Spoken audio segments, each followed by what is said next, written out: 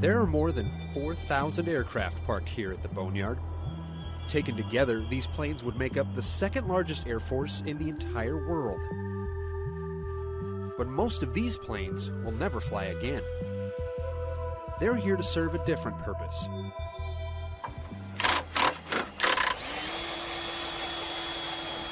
The Boneyard is where the Air Force and every other U.S. government agency sends their decommissioned airplanes to be taken apart, reused in other aircraft, or turned over to the Defense Reutilization and Marketing Office to be sold as scrap. The reclamation process at AMARG is able to extract the very last tax dollars from these aircraft after they've reached the end of their useful operational lives. It's a mission that's been helping save taxpayers money since the end of World War II. Shortly after the Second World War, there were huge quantities of surplus aircraft scattered all over the world. A lot of them were scrapped where they were in theater, depending on the types. Other airframes were identified as having value for potential future use, or there just wasn't enough capacity in the overseas theaters to dispose of them as required. So a lot of them were ferried back here. In particular at Arizona, a lot of B-17s, B-24s, and B-25s were all located here. And the 50s was kind of a unique golden age of jet flight and propeller flight. There was an enormous diversity of aircraft being used by the Air Force, some more successfully than others. So a lot of them were rapidly outclassed and made obsolete. So, entire production runs of aircraft were brought here for reclamation, like F-84s, B-36s, whereas others were brought here for storage and regeneration. A lot of B-29s were stored here after World War II, and they were pressed back into service for Korea. So up until the early 60s, AMARC was principally an Air Force facility. The Navy and the Marine Corps maintained their own facility up outside Phoenix at Litchfield Park. But that was closed up, I think, in 1962, and all those assets transferred down here. So since that time, this has been the complete storage facility for government aircraft.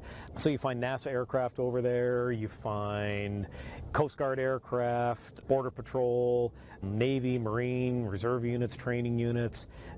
We have a lot of unique airframes here, a lot of one-of-a-kinds or few-of-a-kinds. Behind us here, there's a B-36 Peacemaker. It's special. It is the last production one ever built by Convair. Came off the assembly line in 1958, flew for 2 years, retired out in Fort Worth.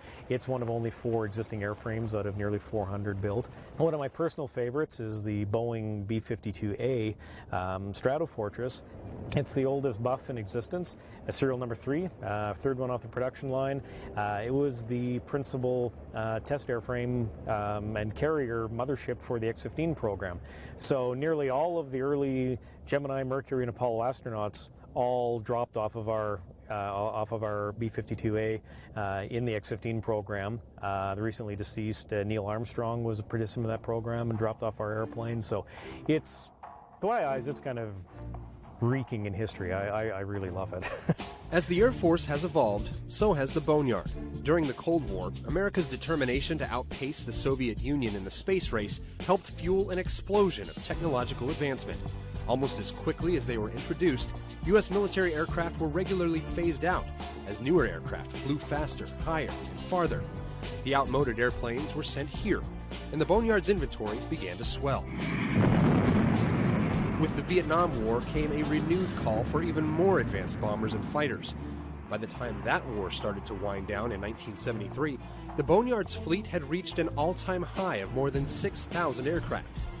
Today, some 4,000 aircraft still sit in the Boneyard, in various stages of the reclamation process.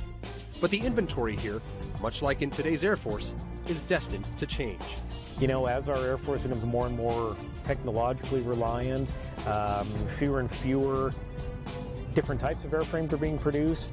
I would expect probably in 20 or 25 years, you'd probably see less than 1,000 aircraft over there, and looking out 40 years, there may not be a need for such a large facility. There'll always be a need for the facility, but whether or not you're going to find fleets of KC-135s or fields of F-15s, Probably not. There's 200 some odd F-22s. The F-35 hasn't even really come into full operational service yet, so I wouldn't expect to see any of them even twinkling at retirement for 35 or 40 years.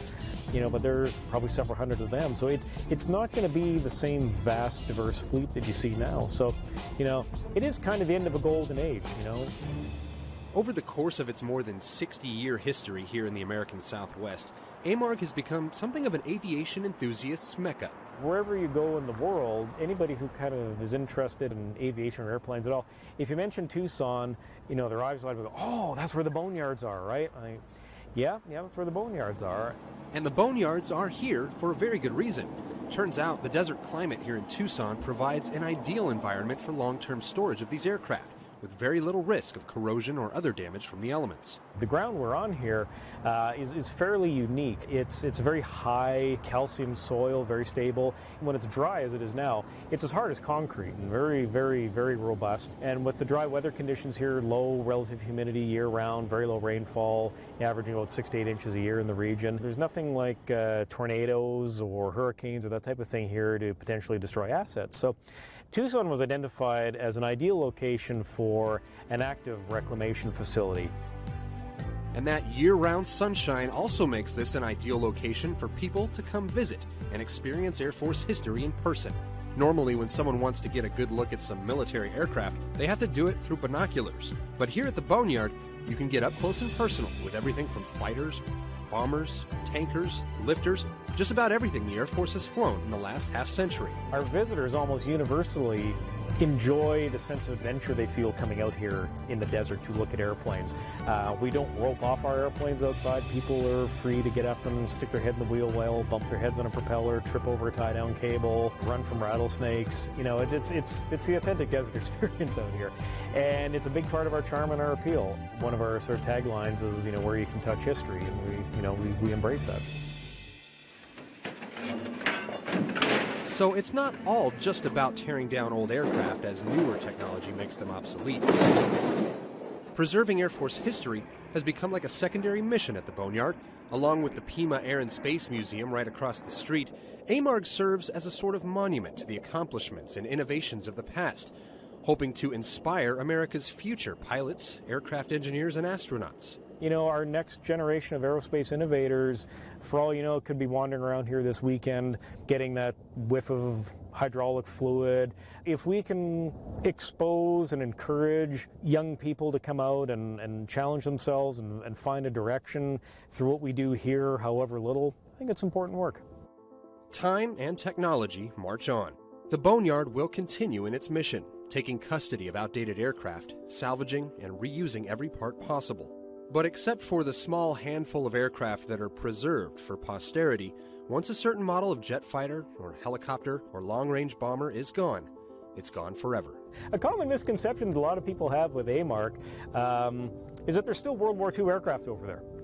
We more often than you think, we do get emails or phone calls from people doing family history or have heard legend through one of their uncles or cousins that, oh yeah, there's a boneyard out in Arizona that's got all these World War II aircraft out there. So they call wondering if their grandfather's B-24 is still parked across the street there, and we have to generally explain to them, no, I'm afraid not. I mean, it was turned into beer cans probably 60 years ago. So the idea that a lot of people have is that the boneyard is really a boneyard, like a graveyard, where it's a very static kind of place where nothing happens. It's just a big, like some hillbilly farm in the middle of Texas with 400 old tractors laying there. It's anything but, as you may have seen. It's a very heavily engaged, dynamic, busy organization that's tasked with supporting, the mission of the United States Air Force and its allies.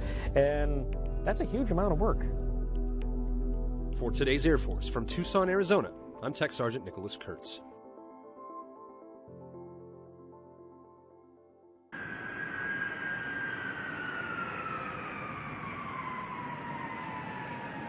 We're bringing this airplane here. It's its last flight. It's being retired from service in the Air Force to the Boneyard.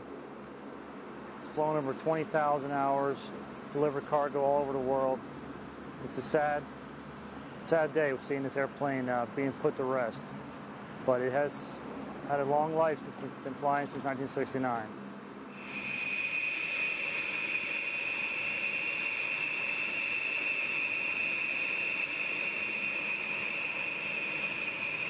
What we came here to do is deliver this two-ship of V1s to the AMARG. We're sad to see them go. They've been great workhorses, but it's time to put them to sleep. And so we flew in here from Dyess Air Force Base, the 9th Bomb Squadron. We're sad to see her go. She's been a great asset and really good at helping us defend our nation.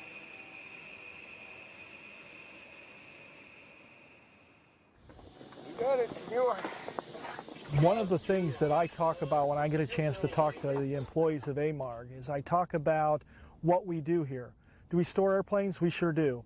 But that's not what's important about us for the Department of Defense. The most important thing we do is support the warfighter through different technologies and through different operations. We have 5 major processes that we do here. The first is storage, which most people are familiar with, taking an airplane, preserving it here and keeping it in the desert for future use. Our role is to preserve incoming aircraft. Well, we first started out by taping up all the seams of the engine. That's what we're working on, the B-52 back here behind me. And then after that, we sprayed the first coat of rubberized coating, basically to prevent dust and bird intrusion from getting into the engines and trying to keep them as clean as possible. Most people think we store aircraft just to get rid of them later, but a large number of the aircraft go through what's called regeneration, where we will take them and we will return them the flyable status in order to use them for different programs. For example, we're regenerating F-4s that are used as drones so that our pilots can shoot live missiles at them to identify whether or not they would have been able to hit a target in combat. These aircraft that were produced in 66, 67, 68, 69, you're rebuilding an aircraft that was made almost 40 years ago and has spent the last 20 years sitting in the desert in storage. So it's a tremendous task to take that airplane out of the desert, rebuild it, and then get it back into flying shape. At least 40% of what we use to regenerate this aircraft will come from another F-4 that's sitting out in the desert. Each and every day we reclaim about 50 parts off of the aircraft here and send them to keep the aircraft fleet that they have right now current and flying. We have tons of great parts out here and no sense in letting them go to waste. So 90% of the stuff we pull is just as good as anything as a brand new part. It's just dirty. There's very few parts that I've pulled since I've been out here that were deemed bad. There is a savings of dollars when we reclaim parts from here at the boneyard, but that's not actually the biggest benefit. The biggest benefit is the largest number of parts we reclaim cannot be bought. There we go, and that's our job in a nutshell. And therefore, if without the parts that we reclaim here at the boneyard, we'd stop flying. So it's not as much about money, it's about mission. And the mission would stop if we stop reclaiming parts from here. Yep, that's it. Yep. For the most part, we just pull parts and send them in all day, you know, one after another. It's a great job.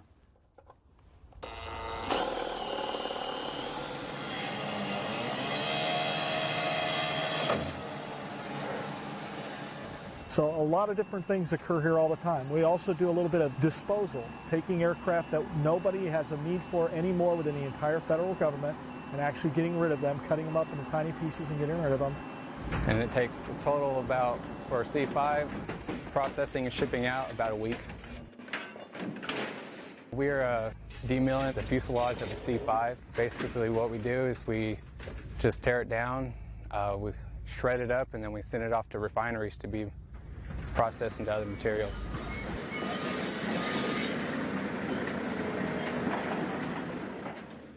I can see we're driving down the road and some of the aircraft and missing wings and missing the canopy. They think, yeah, it's a junkyard or the boneyard. Yeah, but they don't realize that missing wing might be flying in another aircraft. That missing cockpit window could be in another aircraft. Some of us retired military think that that's it, we don't do nothing else. But no, we continue with our mission, helping out the younger soldiers one way or another accomplish their mission.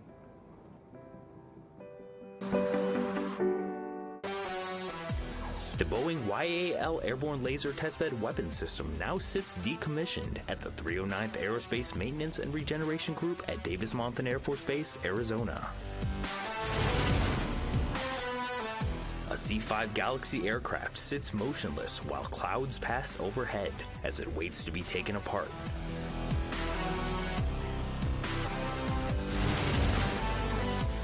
Rows of F-15 Eagles and F-16 Fighting Falcons are stored and preserved. This allows them to be recalled into active service within 72 hours if needed.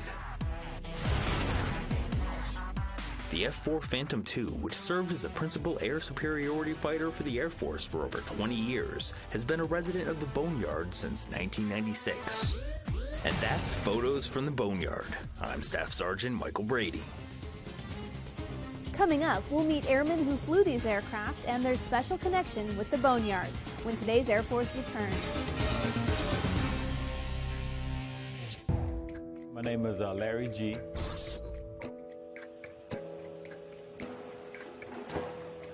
Right now you're in the F-4 drone production hangar. A drone is an unmanned aircraft that is flown by a man on the ground by way of radar and radio signals. We produced our F-4C models and F-4E models to become full-scale aerial targets. We tear them apart, and we put them back together. We make them flyable. We take 2 flights to produce it, and then we send it to Mojave, where it receives a drone package and becomes a full-scale target. It's a tremendous task, but we have had several aircraft come through here where members that are working on them used to crew them. My aircraft actually came through here. I actually missed aircraft tail number 1197. I crewed it while I was at Clark Air Base.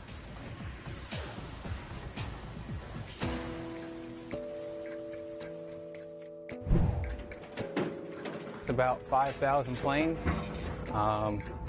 that are in the process of being decommissioned and taken apart to where you can see behind me to this point to where we get to cut it up. We're demilling the fuselage of a C-5. Basically what we do is we just tear it down, shred it up, and then we send it off to refineries to be processed into other materials. Right here, the C-5 here takes about 4 days of work to cut down and to process. Just what we do is we shred it down and then we just ship it to refineries. And I just cut it into areas that I feel like it would be easiest for me to handle. I just break it.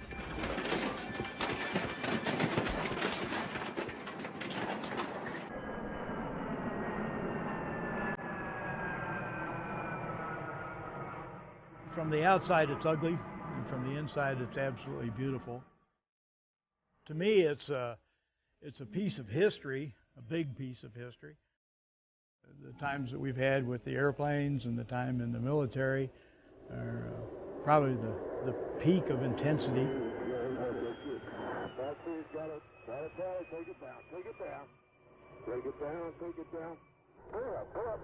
And as you grow, and I'll say older and more mature, you learn to accept those things and to treasure them.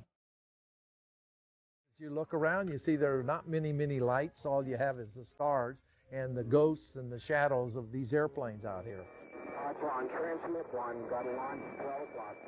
I like to think of some of them as having real lives, because if you could get the airplane to tell you the whole story, all the adventures that it was on, all the times that it performed its mission, and maybe the various pilots that flew the airplane, you'd have a real book that would be interesting.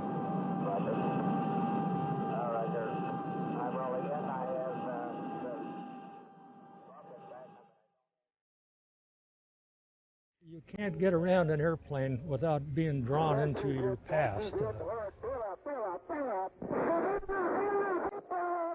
Mostly remembering what happened to you, either while you're getting shot at or just trying to learn how to fly an airplane.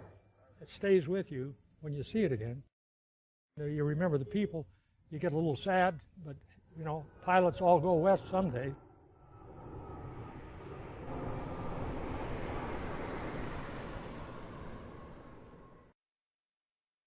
And that's it for this special edition of Today's Air Force. You can find more in-depth coverage of the Boneyard in the digital edition of Airman Magazine. Just download the free application from iTunes or the Google Play Store. For all of us here at the Air Force Broadcasting Service at Fort Meade, Maryland, I'm Staff Sergeant Shannon O'Fiara. Thanks for watching.